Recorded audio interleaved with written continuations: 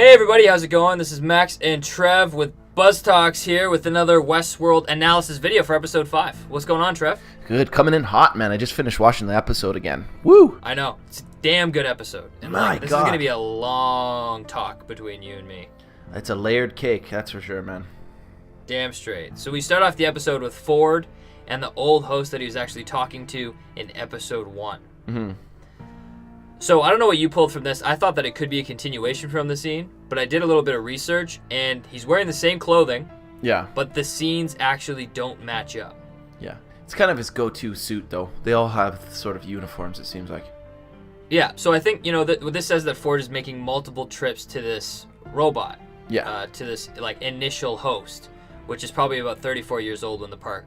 probably 38 years, right? Before the park actually opened. Yeah. He seems very mechanical. He doesn't seem flesh and bone like. Oh, extremely. They use CGI to make him look like that. No, but, even the way he moves, and you can hear his what do you call it? The robotics. Yeah, you hear his solenoids moving and his little motors kicking up. So solenoids. He's very old school, which kind of leads into something that the Man in Black says a little bit later on. Yeah, but I think this plays into Ford as a character, as he's definitely putting on a shield between him and management, because he says that he's not the sentimental type. He said that to Theresa or Teresa or Teresa. I'll go with Teresa. Teresa. I'll start calling her Teresa. That's such a whitewashed way of saying it, but it's Teresa. But I guess you could pronounce it however you want. Okay, because he told Teresa that he's not the sentimental type. And he promises her that the new storyline won't be retrospective, which is obviously looking into the past or won't implement anything from the past. But then we see him continuously visiting this robot from his past. Yeah. So to me, I think he's very attached to his past in a certain sense, but he's kind of putting on a front to protect a certain part of him from upper management. Yeah, or maybe he misses the olden days where shit wasn't hitting the fan. Because it seems like he's bulldozing this place. But I think he's trying to uncover what Arnold left behind. Yeah, definitely. And he continues to talk to this host, and he asks Ford if he has any stories, and he says he has the saddest story he ever saw. And he talks about how his father bought him and his brother a greyhound, and it's a racing dog. They just run in circles, very high energy. And one day they went to the park and they let it off the leash and it chased a cat. And he thought it was so beautiful, the way that this dog chased this cat. And then it killed it. But after it killed it, the dog was confused. It almost didn't know what to do after he caught it. So what do you make of that? Oh, there's so many things. You can pull ties. All these robots are in a loop, and you can bring that into a racing dog that just runs in a circle. I know, but you could say, that's funny, because this applies to most people, except for Dolores in a sense, because she's constantly was running in her loop, but now she's out of her loop, and she's in a full sprint. Well, she knows what she's supposed to do, unless the end of her loop is actually at the... Well, here's what I think. We know now that Arnold created her, right? And this is what what that conversation with them later is about. But I think Dolores was the one that killed Arnold. And I think he asked her to do it. To finish off whatever he had planned. And I think he really did just upload his consciousness into the back end of the park somehow, or maybe through different hosts he can sort of go from host to host and blend in. But his consciousness is now somewhere else, off the worldly body that he had, and is in the game. Is my best theory when it comes to him, and that's why he's able to sort of manipulate from inside the game. Yeah, and it's kind of him as a creator was like the dog sprinting, but once he kind of became a part of that world and a part of it, and he reached his aspirations and goals, he was kind of like the dog. He was lost. Well, no, I see it as Arnold was so tempted to let his creation off the leash that he tempted to have her see if she could break code and kill him. as a way of proving that she has her own free will. Right. And that's the moment where Ford and him realize, like, holy shit, like, this is amazing that we did this, but also, holy shit, this is the most dangerous thing ever. Yeah, and that's what makes you think, like, what Ford's real motives are. Yeah, it's hard. He's a hard read. Because the saddest story he ever saw was a dog who almost broke his code. He caught the cat, and he didn't know what to do after he caught it. Almost like a robot who falls into a different situation that they're not programmed to deal with. So it would almost explain that Ford would almost want what Arnold wanted, a world where robots have free will. Yeah, to a degree, though. But maybe he's so, not PTSD as to what happened, but he's so cautious because of how dangerous it could be. I don't know. He's a tough read, man. In the first couple of episodes, I would be on that bandwagon, but it's a real hard sell when it comes to the latest episodes with him. He's really trying to, like, I think he's trying to uncover the maze. Maybe you're right, but now it seems like he's a bit of a villain in a sense. Well, I think he is trying to uncover it, because that's why he lets Dolores do as she pleases. Like, Dolores is now in a graveyard, and she's talking to somebody. Yeah. And, you know, she says, someone tells her to find him. So he's like, find me. And he says it to Dolores. So I'm very convinced that this is a different sounding voice from Bernard. This is very clearly, most likely, Arnold. Yes. I don't think Arnold is physically alive, but he did something to preserve himself. Yeah, like I said, I think his consciousness is somewhere in the back end of this whole thing. Yeah, so either he created an artificial intelligence in his likeness, or he actually was able to do a software transfer in a sense. Yeah, he transcended. Or he was able to create a body that he could become a part of, and he lost his actual biological body. Yes. Which is interesting because all the hosts are actually made out of flesh and bone now, pretty much. And, you know, science, I'm pretty sure we're going to get to the point where we're able to print all of these, you know, tissues that we actually have in our body, right? Yeah. So, you know, it could make sense.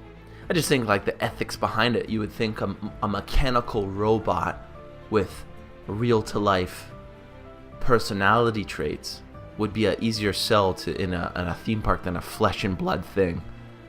You know what I mean? It's weird. It's just what I love about the show, though. Yeah, they're definitely pursuing ultra realism. But after that, Dolores continues to have flashbacks. She sees this graveyard again, and she sees this white church, and she sees herself walking out of it. Mm-hmm. And we've seen the white church many times. We see it with, like, even Lawrence's daughter is, like, around that location, and we see her in episode 4. Yeah. And, you know, the way I see it is, you know, feel free to chime in, but I feel like the flashbacks are present Dolores, and the voices are both timelines. Yeah. Because the flashbacks, to me, every time you see her go into a flashback, it's on her face and there's no William. Once she gets out of the flashback, she's almost surprised, as if she heard a voice, and then William talks to her about it. Well, yeah, that's what I agree with. I think we're in the agreement that she's breaking down. Well, maybe not this nuanced, but I think she's breaking down, or Breaking Bad, I said, in 2 different timelines. Though we've only mostly now seen, for the majority of the episodes, her breaking down in William's timeline since the second one where she whispered these violent delights, right? We've seen it from William's timeline, where she is pursuing something, but she's also seeing flashbacks in the timeline, the current timeline. And the reason for that, I believe, is that she's recalling her time with William because this is the time she came closest to either crossing the maze paths or getting on the path to the maze. So she's recalling this time because there's all the little cues. She went to the town with the little girl that's drawing the maze, and the first time she didn't realize what it was, but now she does know what it is because she was shown it. And then she goes to the church we see, and we see this other town, and then at the end we see the coffin with the brand on it, right? So I think it's just flip-flopping back and forth. I don't know if do you think she's traveling in this timeline on the same path? I don't know. Or she's recalling, like, from the timeline in that moment, yes, I remember, I'm coming for you. This show is really focused in on past 30 years ago Dolores with William. Yes. And we're definitely going to talk about it in later scenes. But the whole thing is that I think is pretty much the same as you, is that Dolores with William is getting taught. She's getting talked to by Arnold, and that is leading her to the maze. And she needs William as kind of like a helper to get her to her destination, because they're kind of after her. Yeah. I see. Maybe this is where we differ a little bit. I don't think she's being talked to in the William timeline. I think she's been programmed to always constantly try and break her loop. And this is why she got put with William after escaping the farm. And then that way, it's an easy way of saying, oh, she's just the damsel in distress that's tagged along to William.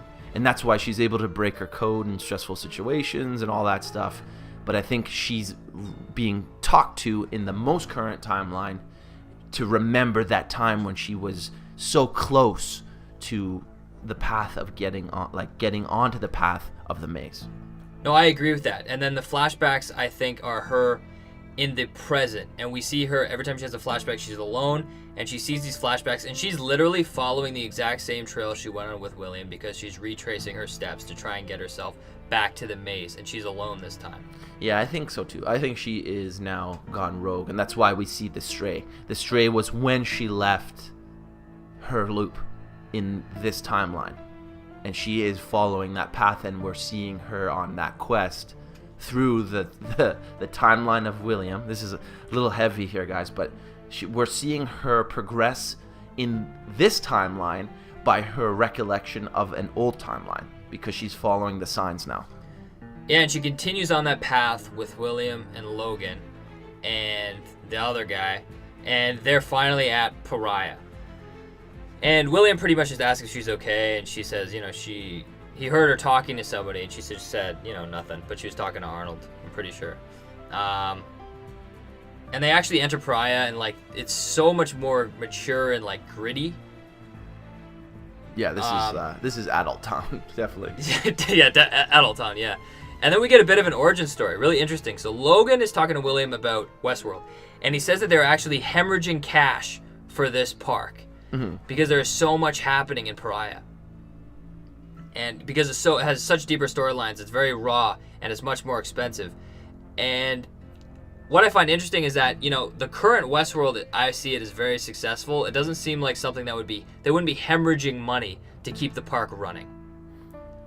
Yeah, as well as we know, there's investors and there's interest in the park, and everything seems so in place. Well, and we're both businessmen, and look at the assets they have. Exactly. The assets that Ford has to demolish the park, all of their assets, they are not hemorrhaging cash for this park. No. There is no way. This is why this is a present timeline. Yeah, that's why it's sort of like a double maneuver, because you think that the park is running through bad times, but it's more internal strife as opposed to external money problems and internal money problems. Yeah, and this really speaks to that it's in the past timeline, because Arnold died 34 years ago. And currently an event took place. They're saying that an event took place 30 years in the past. So 4 years after, we have William and Logan enter the park, after Arnold died. This makes sense for them to be hemorrhaging cash. They had one of the creators of the firm, or Westworld, die 4 years earlier. Yeah, but they're even saying the news broke that it was a suicide. They made it covered up as a suicide. Yeah. Right? So it's he even says that, Logan says, even the guy killed himself, and they're running into so much problems. Yeah, and they're definitely burying the information, and Logan is kind of looking into it with his lawyers, but he's looking at buying them out. Yeah. And, just looking at the company now, same with the assets. They're almost too big to be bought. They're like a superpower, and they're definitely in a monopoly. I can guarantee it with their business. Yeah, because that tech would be so powerful. Yeah, and later in this whole series, you're going to see more than Westworld. You're going to see these other two worlds, and it's going to be an overarching business. And this business is a monopoly. Ford and Arnold design these products, and they can't be recreated. I don't think. I don't think this isn't a business where there's much competition, if any competition. It's very very interesting to go down that path. I haven't really even thought about the extra world in this thing, other than the world that's the park, right? Like the employees of the park. But yeah, like, it's gonna have to be that way. Like we even saw a little bit in episode 2, where we see this sort of the hostess bringing William into the park. She seems like, I don't know if she was, but she seems like she hinted that she was a host. But she was a very self-aware host, if she was one, and all like, so you would think these beings would permeate the entire society of this world, being manual laborers, service people, like anything really. It would be a very strange world if they didn't. If they had all these beings that could do all the work of humans, and have the humans just do nothing. It would be like almost like a Wall-E style world where everything was taken care of and people would just be lavishly spending their money. Yeah, exactly. And one more point to the fact that this could be 30 years in the past is that Bernard has no idea, or had no idea, that Ford had a partner. And if you're working for a business, you should know that kind of information. And the fact that Logan knows that a partner died in the park shows that he is closer to the timeline of when he died than Bernard. Yeah, good point. Because Bernard, it is a legitimate mystery. Bernard is the head programmer, and he doesn't know if his boss had an extra partner.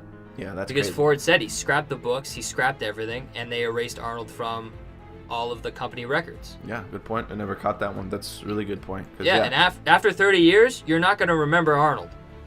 But after 4 years, you will definitely remember the guy who died in the park. Yeah, especially if you're looking into business interests shortly thereafter, because you want any little weakness to go against them so you could get a better price for the place. Yeah, and I thought it was a cool foreshadowing because during this conversation, William said that, whoever designed this place didn't think much of people. Which, because, William just sees how poorly they're treated. Yeah. But it's funny looking at it from Arnold's point of view, because Arnold didn't really care about people. No. But he did care about the hosts. Yeah, he wanted to create people, basically. Yeah, so it's interesting how, there's like slaves and all these terrible things that William's seeing. And it was created by a person who hates people, but he actually identified more with the hosts. Yeah. Interesting. No, I like that point about Bernard. It's a good catch. Yeah. And then they continue walking, and they see the Army of New Virginia. And Logan knows that they lead to the biggest game in the park. And there's a war that is on the edges of the park. Yes. And as I said, that's like the biggest game that you can be a part of.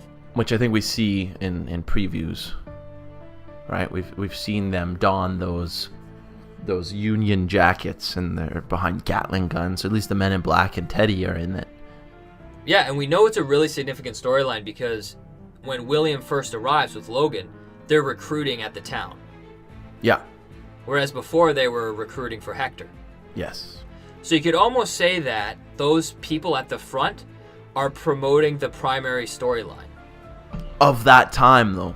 Of that time, that's what I'm saying. So the primary storyline 30 years ago with William and Logan was the war.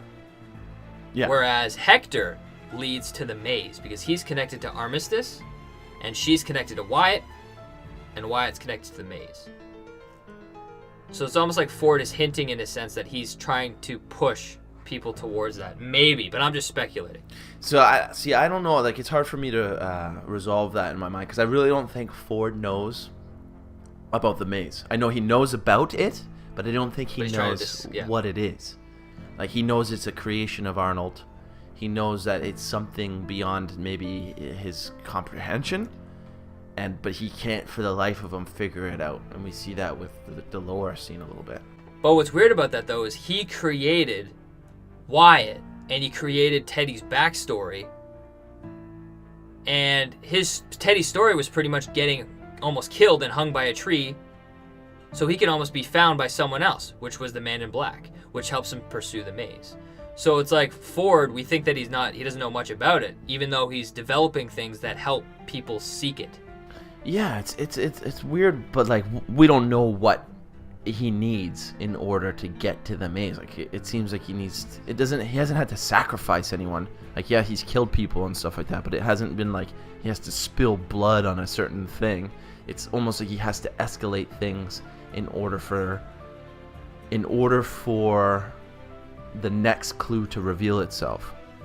And you said about Arnold not liking humans too much. It's almost like you have to get so disgusting as a human in order for it to open up a clue.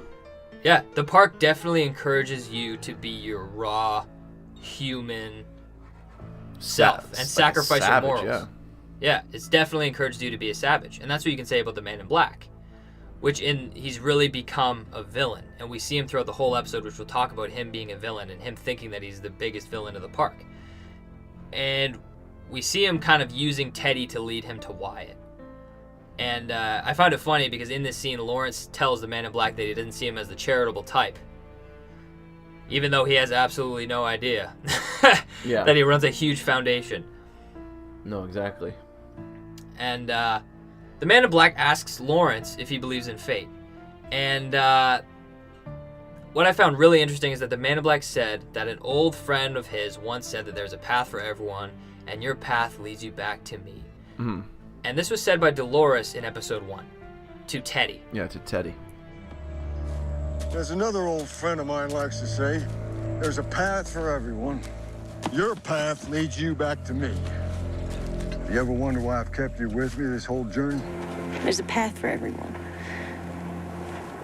Your path leads you back to me.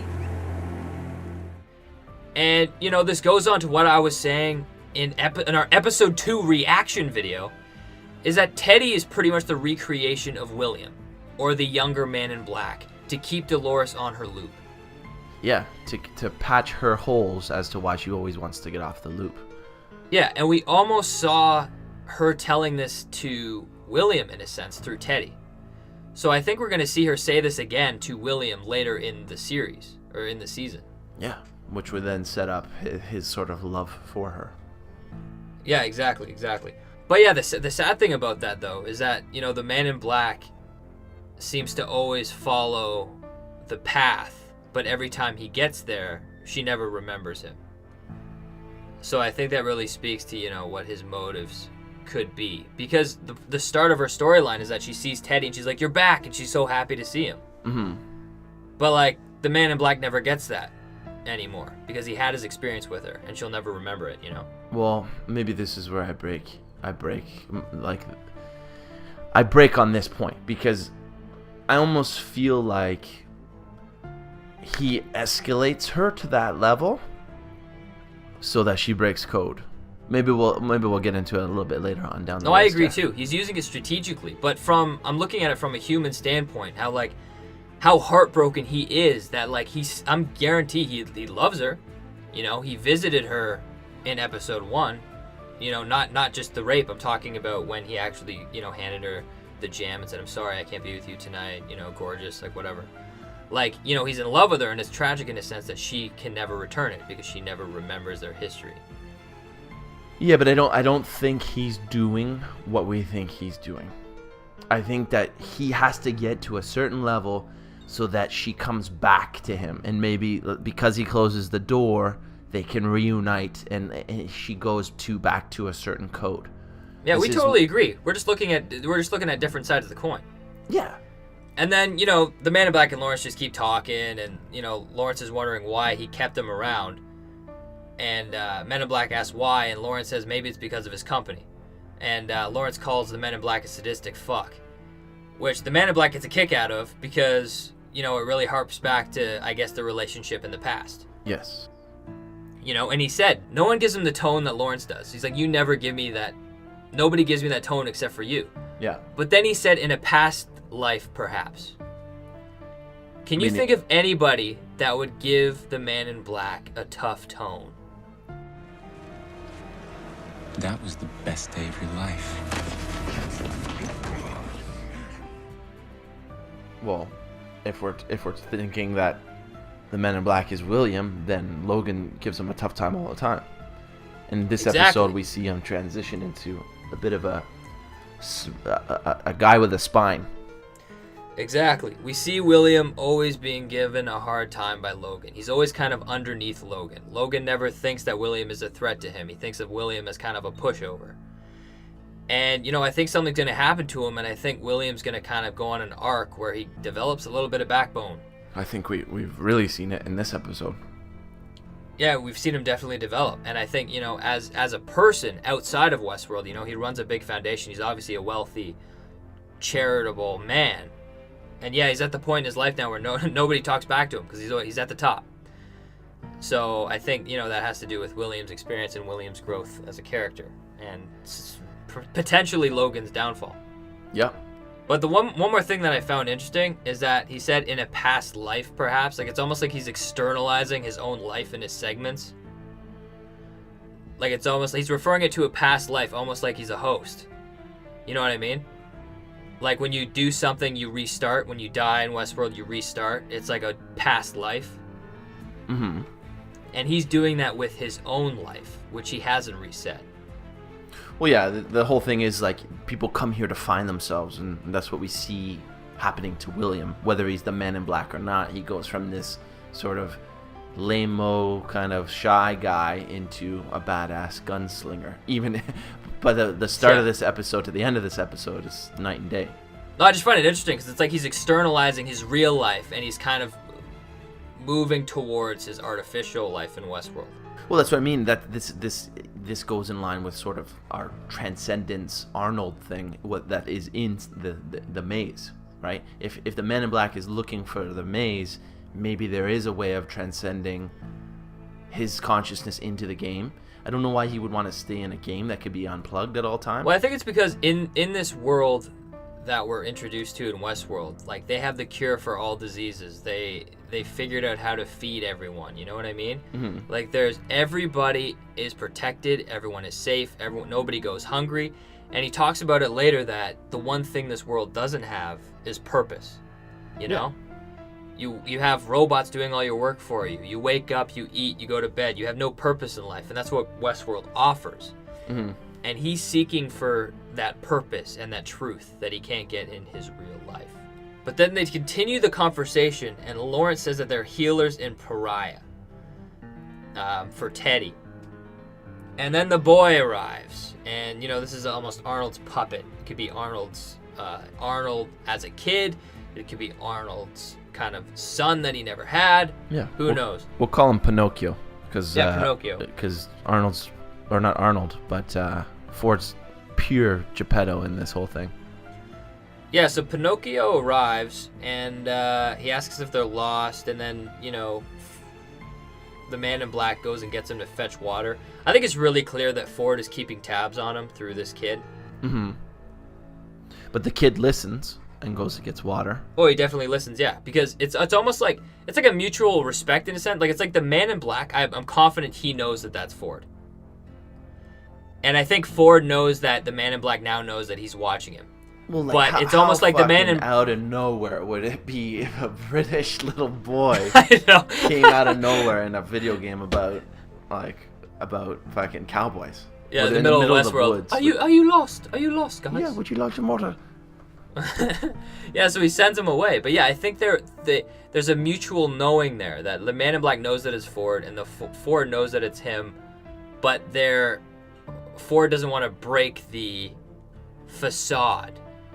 Yeah. In a sense, you know what I mean? Like, but I also think that maybe that kid is maybe beholden to the story as well. Like, Ford could be there with a whip of his finger and make him choke out the Man in Black if he really wanted to. But because he asked for water and it was within the parameters of what the kid would do, he did it. And also, sure, he could have been that Ford was like, why does he need water? And go get water because he wants to know what he needs water for, because maybe it has something to do with the maze. So, in a sense, the Men in Black outsmarted the little kid and Ford by asking him to go for water. Yeah, exactly. And then as soon as Pinocchio goes and gets water, the Man in Black dumps his water everywhere, and then he kills poor old Lawrence. And that's the end of that scene. And then we flash to Felix. I found out this guy's name is Felix. Yeah. Felix is the Asian guy who works in the Westworld department. Yes. And him and his friend, or I don't even know if he's his friend, the other guy. He's a real dick. They're working on Maeve, and they go on break, and this guy pretty much mentions he's gonna go have a sandwich and then have sex with a girl in a VR tank. And, you know, VR tank I just found interesting. You know, I just think it's another side of the business. It's a cheap way to experience a different reality, but Westworld is like the big attraction. Yeah, like VR would be the mobile games of this reality, whereas Westworld would be where the real players go. It's the MLG. Yeah, exactly. And then as, you know, he leaves, Felix checks on a dead bird, and that's it. And he's very sneaky about it, and we see that bird later in the episode. But then we go back to the Man in Black, and we find out that he's doing this crazy-ass blood transfusion from Lawrence into Teddy. And he was talking to Teddy, and he's like, "What's wrong with you, man? You used to be beautiful."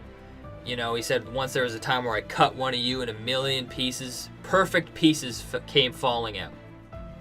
Yeah. Now, I want to talk about these perfect pieces. There has been so much discussion in our comment section about these perfect pieces. I want to say a couple things. First of all, 34 years ago when they were developing the host, all those wires, those aren't perfect pieces. Definitely not.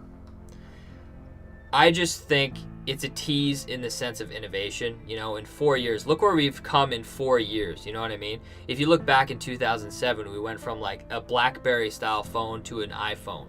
Yeah. That was like a technological breakthrough, and it changed the whole industry. Yeah, the world was never the same after that year.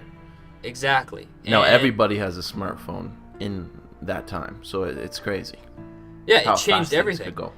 And, you know, Ford and Arnold spent 3 years of their life building all these robotic hosts before they went and opened the actual park. Yeah. And 4 years after that, they've had 4 years to develop these hosts. So I think they go from robotics in 4 years to a million perfect pieces. Well, I think the timeline that William is in is the robotic era. Oh, 100. It's the million perfect pieces era. Yeah, because we see it in... Well, we know that Dolores is one of the first, right? We know that she's special because she's the first. We know that since the first episode. So she could even still be like a robot. I think Right? that they would update. They would constantly update. I would like to think so too, but then it's like, well, what about her coding? What about her programming, right? But Yeah. either way, it doesn't really matter. But at one point, she was a mechanical robot. Yep. Because we see it in the guy that Ford's talking to at the beginning. He's full-blown mechanical robot. And we also see in Ford's office in the episodes prior where there's like a guy playing the piano, and he seems very robotic. Yeah, so I think there's a lot you can achieve in 4 years. A million perfect pieces is not the robotics that they had 34 years ago, which means that it's somewhere in between. And I think whatever these workings are, we're going to see them. I think we're going to see William open somebody up. I think we see the beginning of that in the preview. Yeah, and I think we're going to see a million perfect pieces fall out, whatever that is. And for the blood and all that kind of stuff, you're not just going to have an empty shell. No. You know, like, it's going to sound weird, but if you stab something, you don't want a hollow shell of nothing. You need some substance in there. So I think there would be blood in pretty much any host, regardless. Yeah. It's just the difference between the past and in the present Westworld is that they're able to print organs and print lungs and digitally create all of these things that they weren't able to before, to the point where they're pretty much all organic and synthetic. So my theory is with this million little pieces is, I don't know if you've seen like even the trailer for the original Westworld movie. I think this could be a very big scene coming up for us, because in the movie, Yul Brynner's character, which is the Men in Black, or like the black hat guy that goes AWOL, is his like face comes off in this like classic old school movie way. His face kind of comes off and moves to the side so you can see the mechanical workings of him behind the mask. And I think this is what's going to happen, is that someone's going to cut someone's face off. Or we'll see maybe an explosion will happen and we'll see behind the face, paying homage to the movie in a way, and see those million pieces behind the flesh. Yeah, exactly. And the Man in Black continues to go on and say that, they made them flesh and bone, which shows that they're very organic. Yeah. And he said, not for realism, but because it was cheaper. Yeah. And so it just, goes on to show the hosts are pretty much printed tissue. And this is very believable to me. Like, to me, I definitely believe that we could reach a time where this technology actually does become cheaper than actually using metals to create robotics. Yeah, it seems like we're getting there already. People have 3D printers in their home already. Yeah, exactly. It's just a matter of time before they figure out how to print like protein and cellulose. Yeah, and the Man in Black, uses a little bit of manipulation. He tells Teddy that Wyatt actually took Dolores. Yeah. So he gave Teddy a little bit of purpose, and then Pinocchio comes back with some water, and then they leave. They leave him staring at the dead body. Yeah, the poor Pinocchio, staring at Lawrence. Yeah, but even Ford's probably looking at like, what the fuck did he do? I know. And then we shoot back to Dolores, and she is also staring at a dead man. And while she's doing this, she's remembering her past. And I believe this is in the present timeline. She's remembering, Lawrence's daughter running. She's remembering some random killing a bunch of people. Yeah. And she sees everybody dead by a white church. Do you think this white church is the same as the black church that we saw in... Okay. Well, no. I had something very interesting. I found it interesting how, white is almost pure, and the white church is now gone, it seems like, from the present world. And I find that an interesting contrast because, white churches and William, it's like the white hat. And then, in the future, it almost gets corrupt and turns into a black church.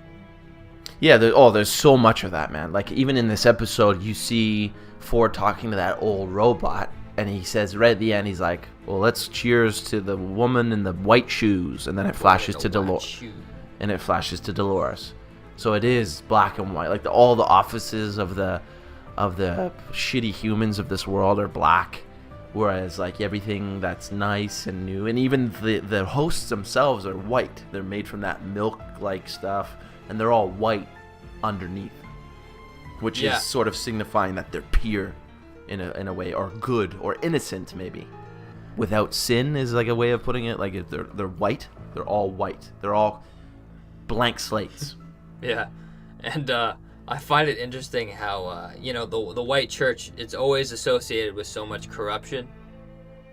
Like, there's always death and, like, all these things surrounding it, and Dolores is constantly seeking it, but it's never there. And then Ford, with the boy, tells him to hear the white church bells, and he didn't see it, but then Ford almost made him hear it. Yeah. So it's really interesting, and I think they eliminated this church for some reason. And now Ford, for some reason, is coming back with a similar storyline, but implementing a black church instead. Or maybe we saw him go back to that church, and maybe it's renovated by the time we see it again. Yeah, and then every time this happens, William is behind her saying, "Are you all right?" And, I'm pretty sure she was just hearing Arnold, and she talks to William, and she's wondering if every move she makes, she has many paths to choose from. And, if you choose a different path, you can choose your life. And this is a very different thing that Dolores says, because she usually talks about one specific path. But now she's kind of talking about many paths. And I find that interesting because, a maze has many paths. Well, that's what I was going to say. The symbol that they used for the man in the maze, like the symbol of the man in the maze, is a native symbol for the many paths of life. Yeah. Right? So we're all hoping it will be like some cool techno maze. Well, at least I am, but I think it's going to be more like spiritual in a way. No, I agree. Like a place of transcendence. Yeah, I agree. And then, William does agree with Dolores that, everyone does want to change their life. And then William goes on and says that, that's why people come to Westworld, because it doesn't matter what you do here, and nobody's stopping you from doing what you want except for yourself. And, no one in the real world could possibly know. And then Dolores asks, what the real world means. And she continues to say that the world is calling her in a way that it hasn't before. So I just think, it's interesting how, William knows Like, he knows that he's stopping himself from doing certain things. It's just the way he is. Yeah, he's a good guy.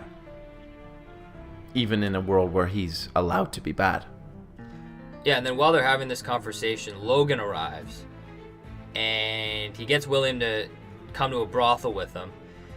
And William goes on to say, like, I don't think Dolores would like that. And then they have a conversation. And then Logan calls her a doll. And they just end up going anyway. But then Dolores goes off on her own. She ends up going in a crazy, like, parade. Well, she follows herself, though. Yeah, see, that's what's crazy. So she follows herself. And this is present Dolores. She's following her past. Mm-hmm. And Agreed. what's happening is that she is following her past self. And what happens is she follows herself into a private place, and then she gets passed out, and that's how Ford takes her. Because Ford took her from the present timeline when she's alone. Every time she gets taken, she's totally separated from William. Yeah. I'm not convinced that this is when she got taken by Ford. I think she just, that's it. To me, I don't think this is Ford took her. I think Ford was having a conversation with her in some other timeline. For some reason, I don't think this is where Ford came in and grabbed her. It doesn't sit right with me. So I don't think that's what they do. I don't think they come in and snatch people during stories. But Dolores in the present isn't really on her story. She's just kind of by herself. So you just think she's doing her Abernathy loop, and then we just cut to... No, that's what I'm saying, dude. Like, she's in the present time, she's alone, and she's seeking out her path with William 30 years earlier. And when she went into that mosh pit, she passed out and Ford took her to talk to her, and then he put her back on her path. But she's alone with Ford because everyone's in the present except for William and Logan. Yeah, but I feel like she's sort of AWOL if she's on this path. So I don't think he would... And we see that she's AWOL with William, though. She wakes up. No, I know, but like, Ford is definitely this timeline we know because of his age. So for him to go in and take Dolores from this crowd of people, it just seems weird because she would be there by herself, and she seems like she's AWOL. So why would he take her and then put her back? Because he keeps mentioning about her breaking her loop. So does she always make it this far? I don't know. But I think it just speaks to Ford's motives. Because he's talking to her and she says, they're talking about dreams. And she says dreams don't really mean anything. And he corrects her and says that, dreams mean everything. This is a very important scene. Because Ford mentions to Dolores about continually dreaming about breaking her loop. Which means she's done it in the past and he's noticed it. And I think dreaming has a double meaning here. Because they describe like one-on-one maintenance talks as dreams. Because they always introduce themselves in a maintenance talk like, where are you? And they say they're dreaming. So it could mean that she was just programmed to say that every time she's doing a maintenance talk, or Arnold programmed her to constantly dream on her own to try and break her loop no matter whether she was hearing the voice or not. Ford also, and then he goes on to describe her coding as a walled garden, which is very significant because a walled garden means something that cannot be touched in coding form. And for him to say that, who's one of the main programmers of the whole place, mean that this is why he can't just throw her away, or part of the reason why he can't throw her away. Yeah, because she's so unique, but in a sense she's so detrimental. Yeah. But there's nothing he can do about it because she's so unique and significant. Exactly. So he obviously is frustrated at her. We see him squeeze the shit out of her hand. Yeah. So it's like, how does he keep her around? Well, he creates Teddy in someone's image to keep her on her loop.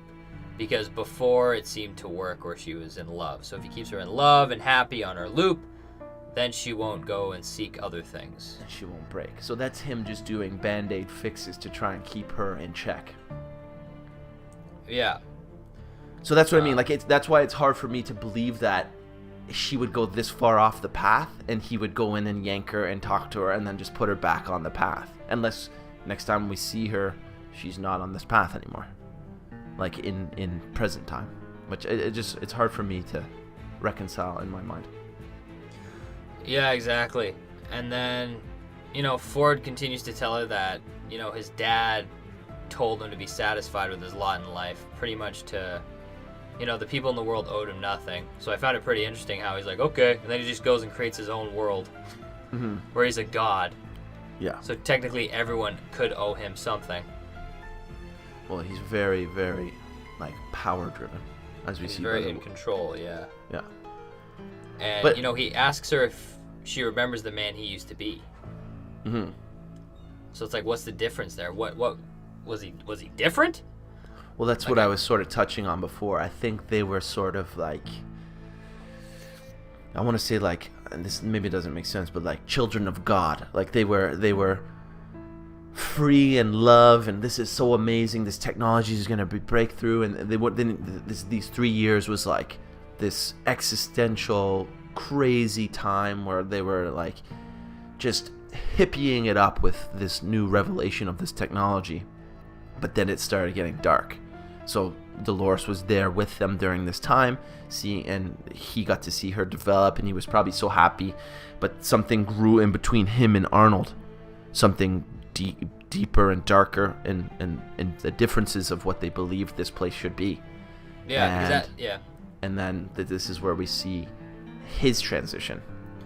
Because at this time, Ford was a little bit more business-driven, and Arnold was more consciousness-driven. Yeah, he was like a psychonaut, right? He wanted to delve deep into the consciousness of these things. He wanted them to have their own consciousness.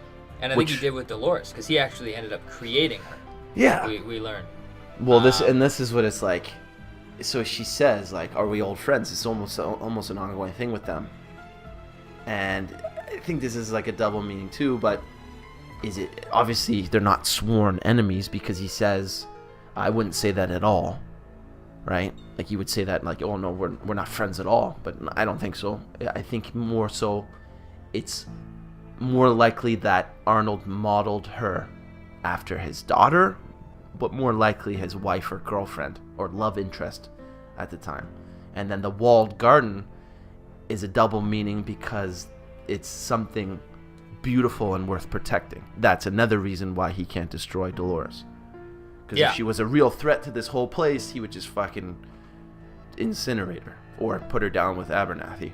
Yeah, so there's something there that's preventing him from hurting her. And he goes on to ask her about Arnold. He asked her when was the last time she spoke to him and if she's still speaking to him. And she said no, she hasn't spoken to him, and it's been 34 years and 42 days since she spoke to him. Mm-hmm.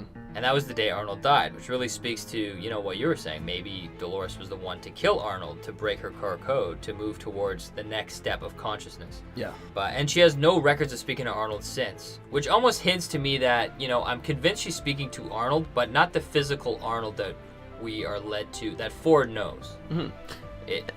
And I think it's a double entendre that, well, I don't know if that's the right word, but I think he did kill himself in a way. He asked to kill himself. Yeah, he asked himself, Dolores but it was in to kill him to see if she was able one. to do it. Yeah. Yeah. And we learned that he told Dolores that he wanted her to help him destroy this place. And I think that's, definitely a huge motive to keep Dolores on her loop. But if he knew that she was meant to destroy this place, Ford should have destroyed her by now. So there's a reason why he's keeping her going, and there's a reason why he's trying to preserve her in her loop. She's extremely important. Mm-hmm.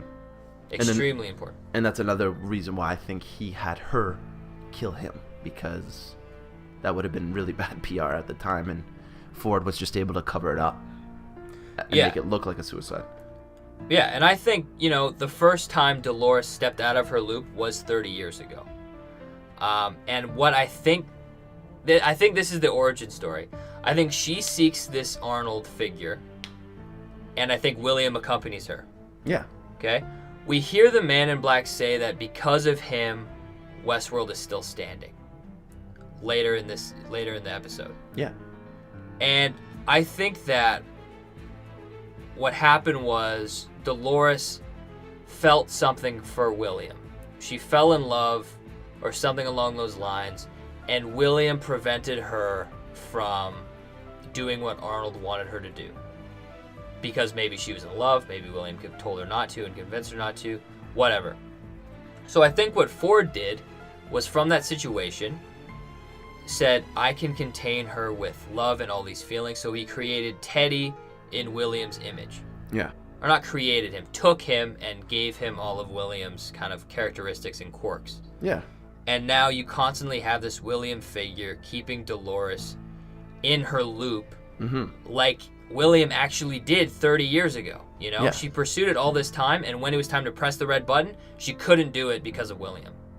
Exactly, and this is what goes back to my walled garden double meaning thing. This is the walled garden in the game, it says. He can't destroy her, but he only wants her to have certain limited access.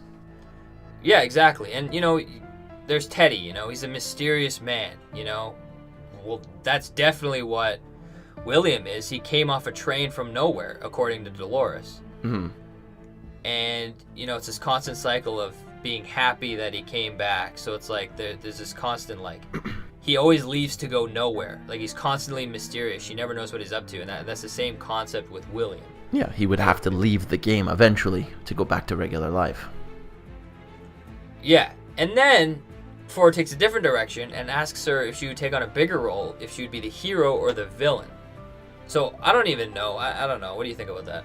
I think that's him trying to antagonize her about what she knows. I think that's him trying to just get into her, but I don't think he can do the same things he can do to all the rest of the hosts. And that's his frustration. That's why he squeezes her hand so hard, because he doesn't have the same control he has over the rest of the hosts. Yeah, but he's he so has frustrated. Admin rights to her, but not full rights to her.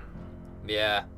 Yeah, it's interesting. And like everything in this creation seems like it's like black or white. Like even the host, even the guests who come in, it's like, are you going to be good or evil, white hat or black hat? And I found it interesting how he asked her if she wanted to be a hero or a villain, and she couldn't answer. So I think that leads to a higher level of consciousness. Well, like, think about it this way: if she broke her code and she starts shooting people, they would be bringing down the SWAT team. She broke her code and shot all those people in this episode with William. So, like, I think that she's AWOL with William, and they have to now in that timeline, they're racing for a fix here because they don't want to piss off this guy because he could be a potential buyer, and the people that are buying it are looking at this place really closely on how dangerous it is. At the same time, they have to get rid of Dolores, and that's what's leading up to the church massacre. And the church, I think, is a very important place where maybe the maze starts, or there's a huge, like, maybe this is the entrance, and that's why it gets burnt or scorched or put, and maybe they just send the cleanup crew for Dolores, and they end up killing the whole town that's there, and this is what sort of sets things up for the Man in Black thing. Yeah, exactly. Interesting. Because we're getting a little bit more of that every episode. Yeah, definitely we are. And then, you know, Ford finally decides to leave, and Dolores says to herself, he doesn't know, I didn't tell him anything, which kind of hints at, you know, she's talking to somebody. I don't know if she lied to Ford, saying that she hasn't talked to Arnold in 34 years, but, you know, I think it's the same thing. She's talking to Arnold, but it's another version of him. Yeah. Anyways. And then we go to Felix, and he's still trying to resurrect this stupid robotic bird. And it's not working, and he's really trying to program this bird to get a promotion, you know, to show his skills. And he's told by his really shitty partner that, you know, he'll always be this, like, butcher, I think he calls him. Yeah. And then Maeve gets put into the room, and then he gets nervous because everywhere he goes, everywhere he turns, Maeve is always there. But that's the end of that scene. Yeah. Nothing to say about that. Oh, yeah. We just know that Maeve's kind of doing it on purpose. Yeah. And then we jump in on a conversation with William and Dolores, and he's pretty much saying, like, oh, you're all out of sorts. Are you all right? And she just chalked it up with bad dreams. And today's the day they meet Alazzo. And Alazzo, we find out, is actually Lawrence. And what Logan wants to do is he wants to meet Alazzo's friends to be able to pursue the primary storyline of the war. Mm-hmm. And what Lawrence does is Lawrence pretty much just promises Logan and William a night with women in the brothel. And Logan wants them to sweeten the pot, so they beat the shit out of him. It really, yeah, he gets punched a lot in this episode. It shows us the grittier part of the park. He's like smiling because it caught him off guard. He didn't expect to be hit. Yeah. But then Dolores flashes back to the church, and she ends up telling Lawrence that, you know, she is seeking something, and, you know, she may help him seek something as well. I just want to say, I feel like I have to justify my theory every turn. I feel like Arnold, in a sense, has control over what she says in certain situations. Yeah, or there's like a code underneath, and stress brings out the code underneath. Because Yeah, every exactly. time the stress gets going, she turns into like Wonder Woman, basically. Because she knew exactly what to say, whether she was saying what needed to be said, meaning his secret words, Lawrence's words, like okay words, or she just said the right things to get the ball rolling on like this she knew what particular to mission. say to start the quest. Yes. And what the quest was they had to get a shipment of nitroglycerin from a kind of a cabin? What do you call it? A wagon. A wagon. They get it from a wagon. Yeah. So there's So like a Union guarded wagon filled with nitroglycerin. Yeah, so they plan on taking the nitro without any casualties, and Dolores really doesn't want any casualties. So they end up taking their weapons, but then Logan gets a bit carried away and starts beating the shit out of a guy. And Slim ends up getting shot, which is the guy that they're with. Yeah. And Will gets punched, and then a guy starts approaching Dolores, so Will freaks out, and he shoots Dolores, but then he's like, hey, why stop there? He shot an unarmed guy, and then he shot the guy strangling Logan. Yeah. From a flip of a switch, the guy became the Man in Black. Yeah. Fucking gunslinger supreme. Yeah, like he literally killed a guy and was like, oh, why stop there? Yeah. And then he killed the other two guys. So it's like with William, I find that, you know, he hates doing it, but sometimes he gets in those modes where he's like, fuck it. Yeah, he can't help himself. Yeah, so it seemed really easy to William, but like obviously he did it to protect Dolores. But then they actually achieve the mission, and they go back to Pariah, and they meet these guys, and they offer Logan and him a night to celebrate, and you know, they're kind of accepted by the crew, and they go to celebrate. And then we go back to fucking Felix. Yeah. And we see the guy who smashed his head in, probably to keep away the chip. He's getting pushed through, and Felix is still really nervous about, like, Maeve. Yeah, because she's in the room every time he's there. Every time he has a work order, she's there. Yeah, so what Elsie does is she sees him rolling by. So what she does is she talks to this dude and pretty much blackmails him because he's been having sex with some of the robots. And she gets to see the body. Yeah. And, oh, what I forgot to say, Felix is actually really nervous about them being on him about the whole Maeve situation. Yeah. Plus he's stealing birds, and he's living life on the edge, this guy. He's probably never done anything bad in his life until that shit started happening. There's one thing they mentioned here, this is weird. So I don't know if it was just a weird joke that the asshole guy made, but he said something really weird to me. And he said something, like I'm paraphrasing, he said, you shouldn't have passed personality in the womb or something like that, or the incubation or something like that. And I was like, that's a weird thing to say. It's almost like he was hinting that they were created. It's weird. You might want to check that scene out again, because he says it so matter of fact, and it could have been a joke, like, oh, you should have been like checked out when you're in your mom's womb. It's like that's a weird joke to make, but he almost says it like it's like a program that they have there, or an incubator, he says. So weird. Yeah, it was weird. I don't know. Maybe I'm reading into that. it. Yeah, maybe I'm reading into it too much, but it was weird.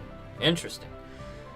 So we go back to Elsie, and she's actually scanning this dude, and she finds like this weird antenna thing, and then she goes to see, she sees the antenna in his arm, and then she goes to see Bernard, and she says that it's a GPS system pretty much, and that the carving isn't Orion, it's a target.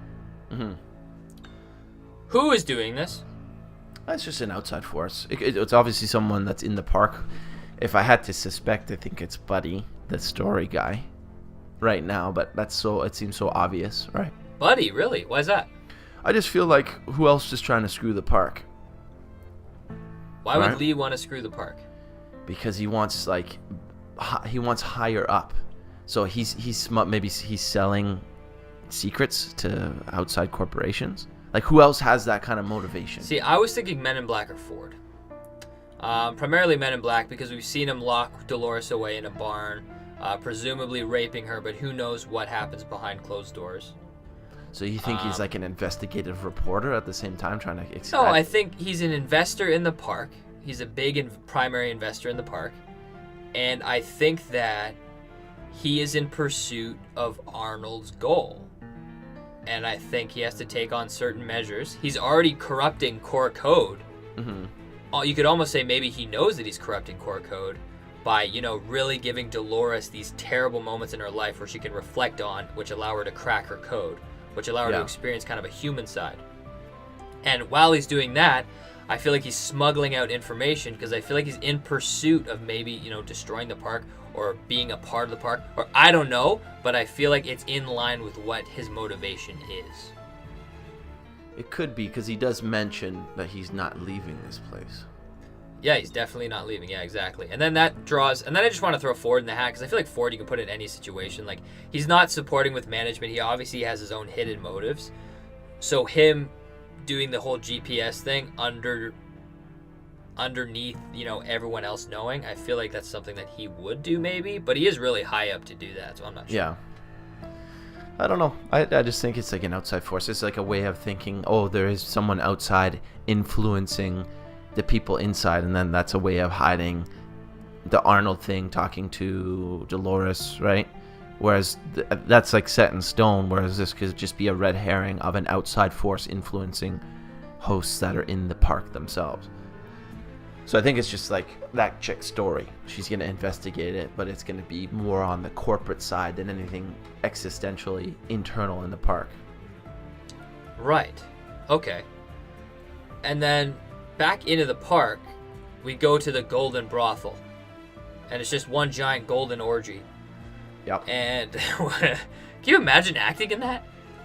Yeah, it gets awkward for some of those actors. Holy hell. Groups of like 5, 6, 7 people. Yeah. In a group of 100 people. Yeah, Holy. It was crazy, I don't even man. know if Game of Thrones have gotten that level. No, man. that was like, it was crazy. Very crazy. But the show's awesome, man. They go that far. yeah, it's fantastic. Well, all this shit is happening, William is telling Logan that he doesn't want to be a part of this stupid revolutionary storyline. Yeah. And he calls them a bunch of psychopaths. Logan tells him that he probably thinks that he's on the trip with him because he's contending him for a new position or a new job. Mm. And Logan pretty much breaks it to him and says that you would never contend with me because I selected you to never be a threat to me. You are a person who is a threat to no one. Yeah. Pretty much calls him a wimp and a loser and a, you know, kind of questioning his manhood. Yeah. And, you know, William goes on to say that he earned his place. You know, he was executive vice president. And then Logan goes on to say that, yeah, I gave you that position. And that was the best day of your goddamn life. And then Logan flips his lid. And he gets really pissed and throws Logan against the wall. And Logan is really just getting the piss beaten out of him, man.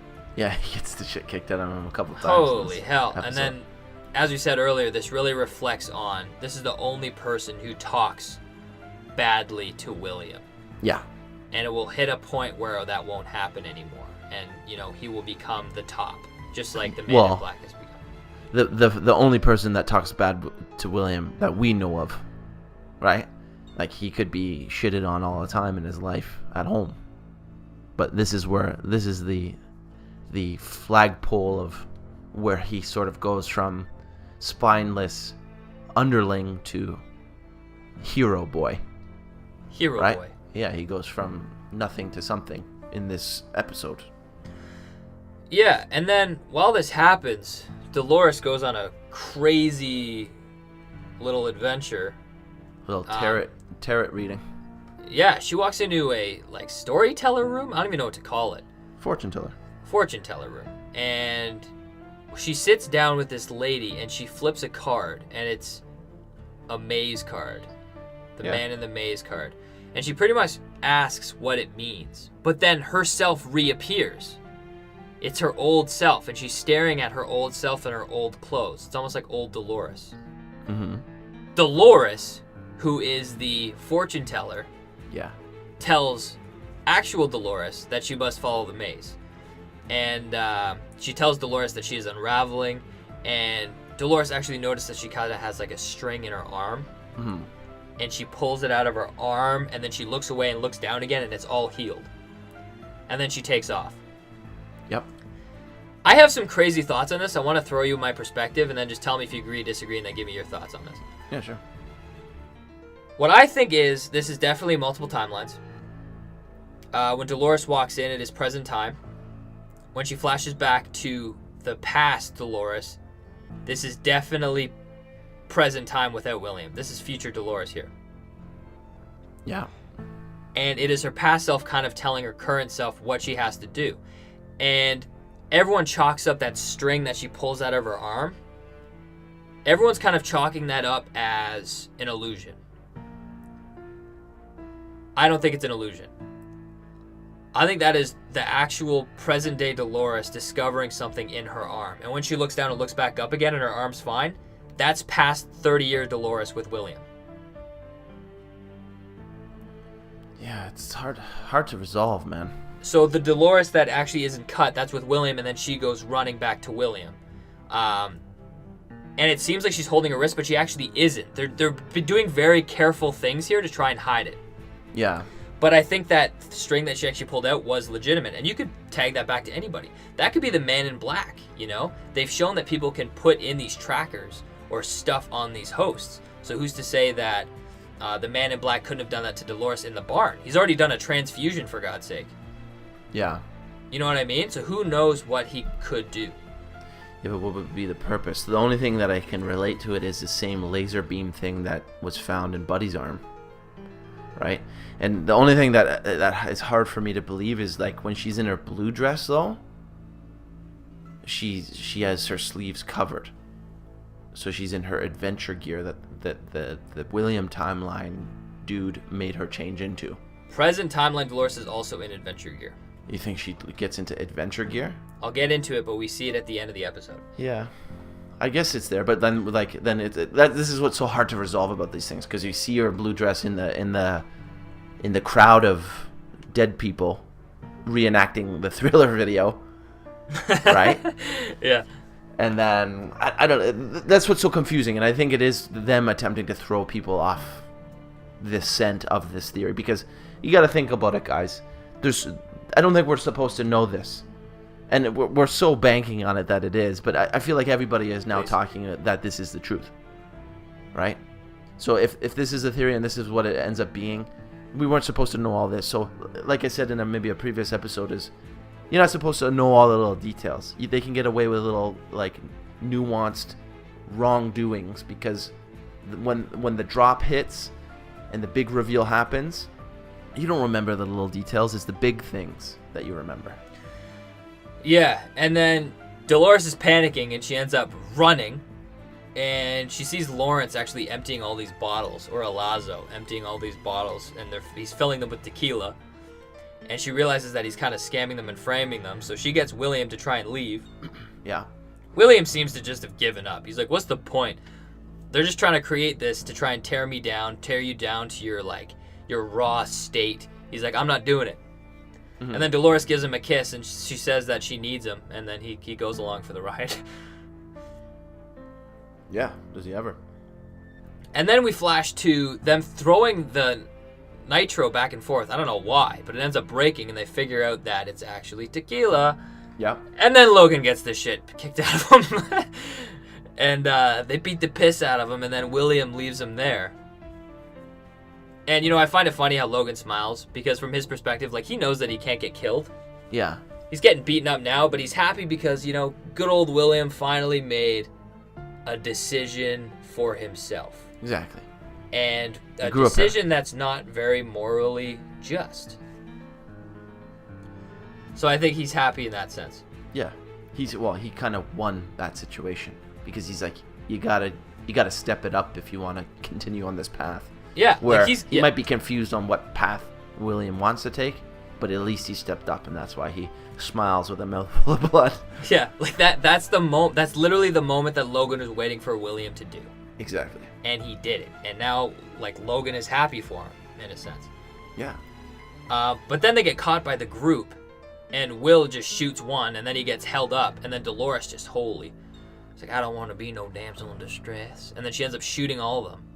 Yeah, very important scene, because she breaks code in a stressful situation. Yeah, and she pretty much chose her own destiny. She said, she imagined a story where she wasn't the damsel in distress. Exactly.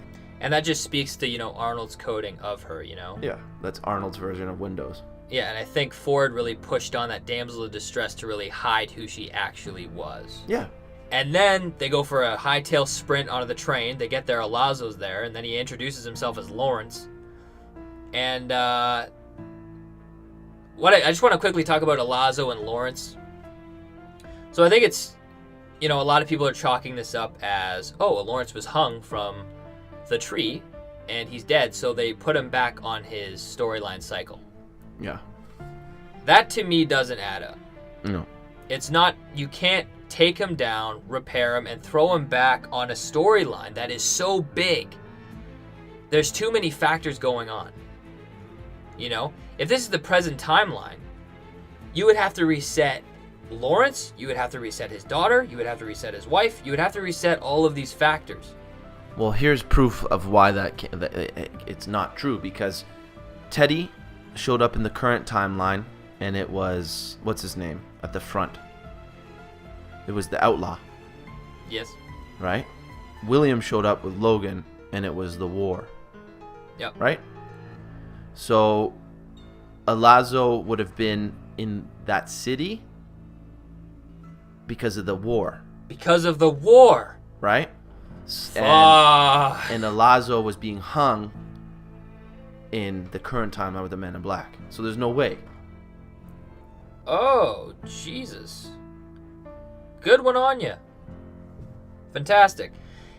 And then we see Dolores looking at a coffin, and it has the maze drawn on it. Like a brand, like it's branded on there, yeah. But the most fascinating shot is as it pans around, William and Logan, well, Logan wasn't even there. William and Lawrence actually aren't there. Yeah. And Dolores says, I am coming. So that, again, that's the flash between timelines. You see her focusing in on something, she's with William, and then it pans around and she's alone. You know why she's alone? Because she's following the path she took with William 30 years earlier. So this is why you think the clothes thing is, this is present? 100% for me. Yeah. And that's her in the present wearing these clothes, following in the footsteps of her past self. Well, see, how I explain it in my mind is there's two timelines, like we agree on. In the first timeline, which is William's timeline, is Arnold is calling her. Come to me. Remember, come to me, right? Whereas in the current timeline, Bernard told her to play the maze game. I agree. So she's following the maze. I agree. And she's using the flashbacks. But see, I think that, so for me, I don't know if I agree with you. I think that was past Dolores saying, like, hey, I'm coming, like, to Arnold. So, but why weren't they not there? Because it's the shot that from the side that they came in on. Because you see William pass the coffin and go share a drink with Lawrence. No, I watched it. So they do a full pan around her? Yeah, bro. Fuck, eh? Yeah, weird then. I just think, like, then she's changing clothes, then. That's what's weird to me about it, then. Well, or maybe, like I said, it's a little nuanced change. Well, first of all, as a TV show, you gotta hide that. Yeah. Second of all, she's gotta put her pants on, man. She's getting into action now. She's getting into the deeper part of the maze. She's gotta put her pants on. She can't. Tomb Raider mode. Yeah, man, she can't wear that dress the whole way. No, I know, like, but she's like, this is the moment where I put on my pants. So I have to put on my pants now because a lot of shit's gonna get going down, and I can't be running around in this silk blue dress. Well, yeah, then Pariah pants, we'll call them, because that's where she puts them on. She goes full-blown adventure mode there. Yeah. And then, let's go to the Men in Black. So the Men in Black arrives in a pub with Teddy. And Ford actually ends up joining him, and they have a very interesting conversation. Very interesting. Very interesting. And the Men in Black asks Robert how he is doing, which is Robert is actually Ford. We know Ford's first name now. It's Robert. Yeah, Rob Ford. Unfortunate name. I know. Oh, poor guy. And then R.I.P. oh God, come on. Well, seriously, man. I don't like to know that he's gone. That's sad. I forgot. Anyways, Teddy tells him about. So Teddy goes on to tell Ford about Wyatt and how they need to find Dolores and they need to find Wyatt. And Ford, draws attention to the Man in Black, like, oh, you gave him false info. I don't remember that being a part of the storyline. And, the Man in Black goes on about, the park was always missing a true villain. And, Ford said that he always lacked the imagination to conceive of anyone like the Man in Black, like him. Mm-hmm. And, what's interesting, the thing that Ford says is he says that the urgency of Wyatt doesn't really fit the character. He says it portrays an anxiety. So that almost puts some shade on the Man in Black himself. Yeah. Like he's anxious and he's urgent for some reason, Mm-hmm. Like he could be sick. He could be, getting older. He wants to achieve this maze, achieve this goal. Yeah, that's another thing I always ask myself when I watch the show, because apparently they say in the show that they can cure cancer, they can cure all disease, but age is something that they cannot cure, because we see that both, well, haven't been confirmed, but Man in Black is older, but he's been going there for 30 years, and Ford is definitely older. We even saw that amazing CGI flashback to when he was young. Yeah. So. Well, to me, the only way we would fix that is to do a transfer to a host. But that's something that, like, come on. Like, imagine you as a person doing that. Like, it's scary, man. So I feel like, no matter what science, you're still going to have that kind of hesitation to do something like that. Well, that's what I mean. Is it a search for immortality on Men in Black's end? I think not immortality, just a life almost with the hosts, that he can be recognized without having to be this evil counterpart that he creates. Because that's what I mean. Like, I feel if what we say is true, and it seems like every episode we get closer to being right or correct in this, then what's his name? William would want the liberation of these things.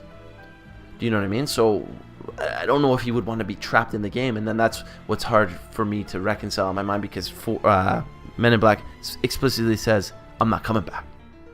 So what does that mean? He wants to be put in the game? That seems weird. It would be like wanting to be made into a wax figure and put in a museum, because why would you want to be a part of this game that nothing lasts forever? So why would you want to be a part, unless it's this crazy love story between him and Dolores? Yeah, no, exactly. Or he's just fed up, like he can't die, and maybe he wants to die in a weird way. Yeah, who knows? But, the Men in Black actually wonders if Ford created a worthy adversary to prevent him from seeking out the maze. And, the Men in Black tells him that he really wants to find out the purpose of this maze. And, he tells him that he wants to know what Arnold's vision was, not what Ford's vision was. Yeah. And what I find interesting about him seeing himself as the villain is that he's seeking truth in a sense, and he's like seeking all of these, like, it seems like he's seeking all these pure things, but he has to be evil to do it, because that's the way the park is created. Yeah. Like, to achieve things that you want, you have to sink down to an evil level. So in order to go white, you must go all the way black. You must go black. Yeah, I like that. That's good. Yeah, he has to be the raw version of himself, which is what William was talking about, to truly experience the park and get what you want. Which I really truly believe, like, when we saw that first scene with the Man in Black and Dolores, we obviously assumed right away what was going on based on what was going on. Like, he literally drags her off. But now that we've seen Dolores change on a dime when stressful situations happen, then we know that more than likely now he has a way of maybe bringing her back. Well, yeah, he has a part to play in it, yeah. and this is maybe a way of reuniting every night, and this is why he goes there all the time. Yeah, like he corrupts her core code so he can access the true Dolores or something like that. Yeah, exactly. So they can spend the night together. Not necessarily what we think he's doing, but a way of like reuniting with her real true self, as opposed to all the millions of updates that have been loaded onto her. Right. But he just has to do this awful thing, this awful sacrifice of character in order to get like his love, I guess. Right. But yeah, he's like continuing to pursue this deeper meaning. He wants something that's true, and he thinks that Arnold, embedded that in this maze. Mm-hmm. And this is the important thing he said. He said, Arnold almost took the whole place with him 30 years ago if it wasn't for him. So the Men in Black said that he saved the park 30 years ago. Which leads more to this is Teddy. Because What do you Teddy and Logan are looking to buy this place. I mean, William. Yeah, sorry, William. Freudian slip. William and Logan are looking to buy this place. So, I guess William did what he needed to do in order to keep himself in this game and fund and, like, manipulate people to buy this place. He created a fund and, like, he just got her going and made the money. It's the same thing as I said earlier. Yeah, like, he prevented it because of his love for Dolores, and ever since she's been kept on that love loop to keep her from doing this ever again. Yeah, but I know we always say focus on him in love with Dolores, which I think will be a major plot point, but I think he really loves these things because you even see it with him talking to Teddy. He's like, you used to be like beautiful. Like he loves these things, all of them. And we haven't really talked about the time where we saw Maeve and her, like him walking in on her with the knife. So there could be something there. Like he actually loves these hosts, all of them. Yeah, like he I finds think them interesting. Like more than anything, like he feels so awful for them, almost like he is a liberator. That's what I struggle with, is what does he want when he gets to this maze? Does he want to stay there forever and be a part of them, or does he want to liberate them? Because Maeve is on her way to, we'll talk about it next kind of thing. I don't know, but whatever he wants, Ford just allowed him to keep pursuing it. He even gives Teddy kind of a pick-me-up and allows him to be more like efficient and fast. And he takes off, but then after that we do get back to Maeve, and Felix finally gets this bird to work and it's flying around and he's so happy. And then Maeve wakes up, and then it immediately becomes the scariest moment in his life. Yeah. Panta. Yeah, and she tells him that they need to talk. Mm-hmm. So I think this is obviously really hinting towards, Maeve is really going to get answers. She's really trying to figure out what to do, and she's going to try and lead kind of a revolution here. And the thing is that Felix can code. He coded that bird. So I think Maeve is going to try and get him to code something out of her. No, I think we actually see that in the preview. She's like, I want a little bit more of, and then it kind of cuts to him typing up on the keyboard. Really? Yeah. Wow. So it'll be like the Matrix. Yeah, so he's like cranking up her like kung fu. I don't know, but like he's doing something for her. So now she's got a puppet in the real world. Okay. The way I saw it is I think he's gonna remove her security measures to the point where Maeve is gonna be 100% in control of herself. Yeah, but she seems pretty close. But I guess she wouldn't be able to. Well, she's able to shoot and stuff. That's what's so crazy about it, man. Maeve's a real interesting character, and I really hope we see a little bit more of her in the next episode. Well, Maeve almost wouldn't surprise me if she did kind of like a double life. She gets him to code, and then she kind of hides out in the real world for a bit and tries to get some data, She does some sneaking and digging. Well, I'm sure her code would be applied in real life if she was able to be coded to jump higher or whatever you wanted to do. Like, we're still going down the Matrix aspect, but like intelligence and aggressiveness and ability to persuade gets all cranked up, then this would apply both into the Westworld as well as in the real world, right? Because she's really programmed to persuade people into prostitution, right? They upped her persuasion to aggressive heights so that she could try and get more customers, and those are real customers. So if they crank her up, if they adjust her dials on anything, this could apply in real world situations as well. That's true. against humans. So Yeah, exactly. So it'll be really interesting to see where the show goes. yeah, it would be really cool to see some Ex Machina moments where these things are out on the streets of whatever reality this is. Yeah, so I'm really excited to see what happens next episode. It's one of those things like, I don't know if what we see next is going to alter the way we feel. We've honestly felt the same way and had the same vision for the show since episode 2. But yeah, it's cool that we're still sticking to it, because I still see the data, like the information is still there, and even stuff that we said in episode 1, like a lot of stuff that we're saying, I'm not deviating from. No, like we've stuck to our guns on this, and it seems to be proven more and more as time goes on. And so it's interesting. This has never happened to me before in a show. And for me, it hasn't ruined the show. I think it makes it more interesting to watch. Yeah, because you can really pull it apart, and if you're really dive deep, you can really find the truth. But it really gets your pulse going too, man. Like when you're like, they just ruined it. And then you're like, oh, wait a second, maybe they didn't. And then you go back into it, and then you start looking and then paying attention to more things. And then it's like a roller coaster ride. You get all the way up, and then boom, they drop something, and you're like, that can't be resolved. And then you're like, wait a second, what did he say? And then you go back up again and go up. It's amazing. Oh, and this is what I love about this show, because they go that extra mile. Yeah, it's awesome. I'm so excited for next week. Do you have anything else you want to say? No, like I said, we could talk about this show. We talk about this show all the time. Yeah. Like, not just in these videos. We talk about it all the time. It's so good. If somehow you're watching this and not watching the show, that would be crazy. You need to watch this show, and you need to tell if you are watching the show, you need to tell everybody to watch this show. Yeah, guys, if somehow you've managed to watch an hour and a half of this video and you actually haven't seen the show yet, please go watch the show. Yeah, you have to watch this show. Of course they've seen the show. No, not necessarily, man. I've seen a lot of people do stuff like this where they follow something and they haven't actually dove in themselves. All right, well, anyways, I guess we'll see you guys later. I'm excited for episode 6. Yeah, I can't wait. See you later. See ya.